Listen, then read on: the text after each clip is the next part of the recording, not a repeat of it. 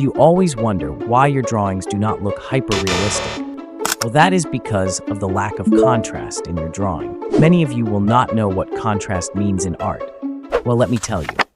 Contrast in art and drawing refers to the use of opposing elements to create visual interest and highlight differences. This can involve contrasting colors, values, light and dark, shapes, textures, and sizes. Today, we will discuss value contrast. Value contrast can be divided into further two parts that are highlights and shadows. This video will be released in two parts. In this first part, our topic is shadows. In this video, I will answer these 5 most asked questions, in which the first one is, what are shadows and its importance in a drawing? Shadows play a crucial role in bringing depth, realism, and emotion to your drawings. To understand shadows, we first need to understand how light works. Shadows are formed when an object blocks light. The area where light is blocked becomes the shadow, creating a contrast between light and dark. This contrast is what gives your drawing a sense of depth and dimension. Without shadows, objects would appear flat and lifeless. One of the most magical aspects of shadows is how they can transform a simple shape into a 3-dimensional object. By adding shadows to a basic shape, like a circle or square, you can make it appear as a sphere or cube. By accurately depicting shadows, you can make your drawings look more realistic and convincing. The second question is, what are the types of shadows? There are 2 main types of shadows you need to know: cast shadows and form shadows. Cast shadows are the ones that are thrown onto another surface by the object blocking the light. These shadows are typically darker and more defined near the object, and gradually become softer and lighter as they move away from the object. Form shadows, on the other hand, are the shadows that appear on the object itself. They represent the gradual transition from light to dark on the surface of the object, showing its curves and form. For instance, if you have a sphere, the side facing the light will be bright, while the opposite side will gradually get darker as it curves away from the light. This transition creates the form shadow.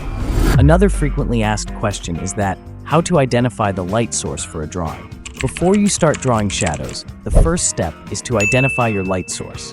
The direction, intensity, and type of light source will determine the length, direction, and softness of your shadows. A strong light source like the sun will create sharp, defined shadows, while a diffused light source, like an overcast sky, will produce softer, more subtle shadows. Always ask yourself, where is the light coming from? Is it a single light source, multiple sources, or ambient light? The answers to these questions will guide you in placing your shadows accurately. Question number 4. What is the difference between hard and soft shadows? Shadow intensity refers to how dark or light a shadow is. The intensity of a shadow is determined by the strength of the light source and the distance between the object and the surface it's casting a shadow on. A stronger light source will produce darker and more intense shadows, while a weaker light source will create lighter shadows. When deciding between hard and soft shadows, consider the mood you want to convey in your drawing. Hard shadows can add tension and drama, while soft shadows can create a calm, serene atmosphere. Question number 5. How to identify the shape of the shadows? The shape of a shadow is influenced by the shape of the object and the angle of the light source. For example, a circular object like a ball will cast a round shadow when the light source is directly above it. However, as the light source moves to the side, the shadow will elongate and change shape. Understanding how shadows behave in relation to the light source is essential for creating accurate and believable shadows. When drawing shadows, think about how the light travels from the source, hits the object, and then creates the shadow. The closer the object is to the surface it's casting a shadow on, the more defined and accurate the shadow will be. Now, let's talk about some common mistakes artists make when drawing shadows. One common error is placing shadows in random directions without considering the light source. Remember, shadows should always fall in the direction opposite to the light source. Another mistake is using the same shadow intensity throughout the drawing. Shadows should vary in intensity depending on their distance from the object and the strength of the light source.